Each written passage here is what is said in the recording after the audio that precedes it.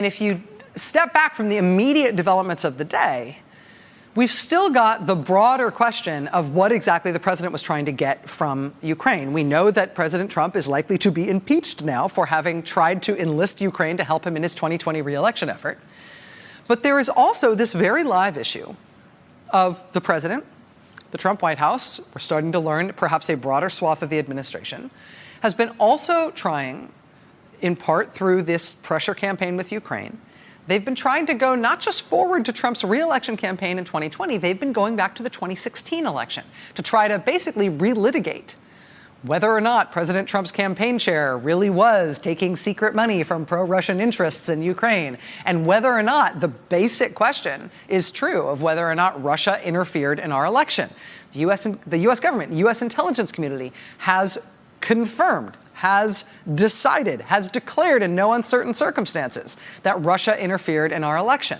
The Trump White House, President Trump himself, and we are increasingly learning members of the Trump administration are trying to query that, or trying to muddy that, or trying to essentially undo that declaration by the U.S. government that Russia attacked our election to try to benefit Trump. That's part of what's going on with this effort by Attorney General Bill Barr. Bill Barr and the president contacting world leaders to get them to participate in a Justice Department inquiry that the White House is hoping might essentially exonerate Russia for the 2016 election attack. It would undermine the U.S. intelligence community's conclusion that Russia carried out that attack. Yesterday, we got that stunning report from the Washington Post that Attorney General Bill Barr is handling this personally. That's how independent this is from the president's appointees, right? The president's handpicked attorney general is personally traveling the globe, trying to get foreign governments to give him help in this inquiry into the origins of the Russia investigation, which the White House hopes will discredit U.S. intelligence agencies' examination of Russian interference in the 2016 election. And what remains the sort of big question mark over this whole thing is that relitigating that, trying to make it seem like maybe Russia didn't interfere in our 2016 election, it's true that that does indirectly benefit President Trump, right? He would like history to say that he won the 2016 election without an asterisk on it, right? Without help from a foreign actor, which he got from Russia. So indirectly, the president benefits from that. But the entity this most benefits, obviously, is Russia, because Russia has been sanctioned for that attack on our 2016 election.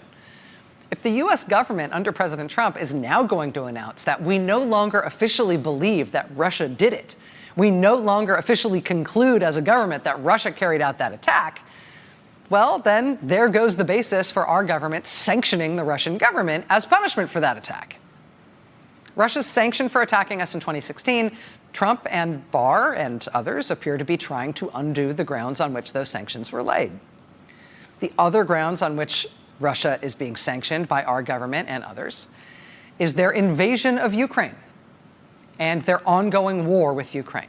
And it would appear that the Trump administration has been trying to make headway on that front for Russia, too.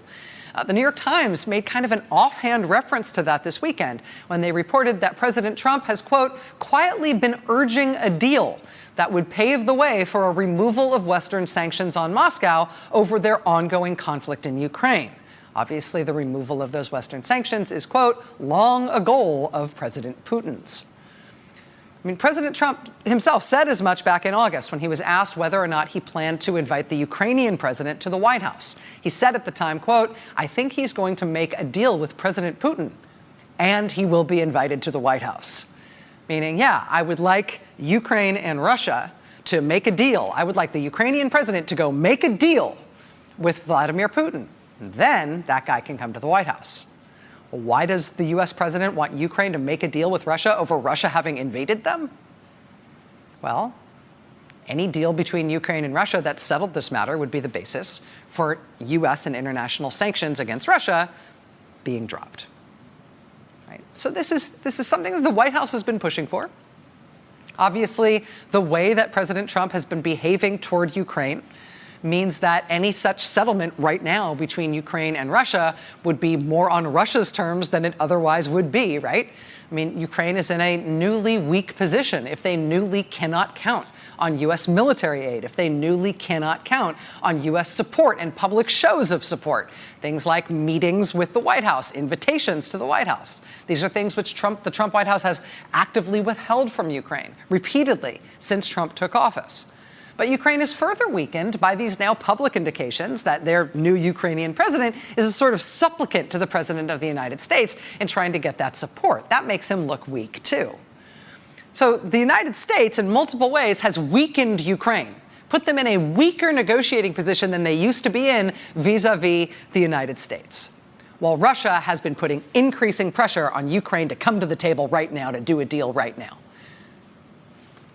Well, today, the other big surprise news of the day, today the Ukrainian government took a major step toward doing a deal with Moscow to settle the war that started when Russia invaded their country.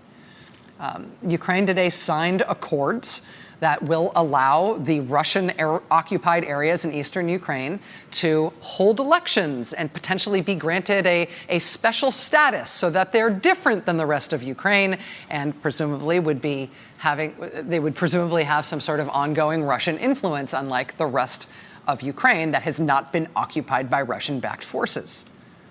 As the AP puts it, quote, the election agreement was seen as the final hurdle before a summit between Ukrainian President Zelensky and Russian President Vladimir Putin and the leaders of France and Germany who have helped mediate peace talks.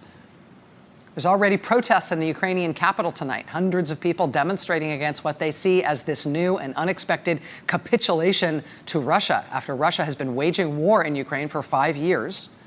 The Ukrainian president today was also sort of put back on his heels, having to defend against accusations that for some reason he's suddenly making excessive concessions to Russia. Resolution of the Ukraine and Russia war, especially on Russia's terms, where they get to keep Crimea and they get to continue to exercise their own foreign influence over the whole eastern swath of Ukraine they've been occupying. I mean, that's Russia winning the war. That's what Russia has been looking for, not only to win that war, but to win it in such a way that it will end U.S. sanctions and international sanctions against them for their aggression against Ukraine. Because their aggression of Ukraine has now been settled, they got what they wanted, and Ukraine gave in. And it looks like it's happening sooner rather than later. It looks like it is happening as of today. Hey there, I'm Chris Hayes from MSNBC. Thanks for watching MSNBC on YouTube. If you want to keep up to date with the videos we're putting out, you can click subscribe just below me or click over on this list to see lots of other great videos.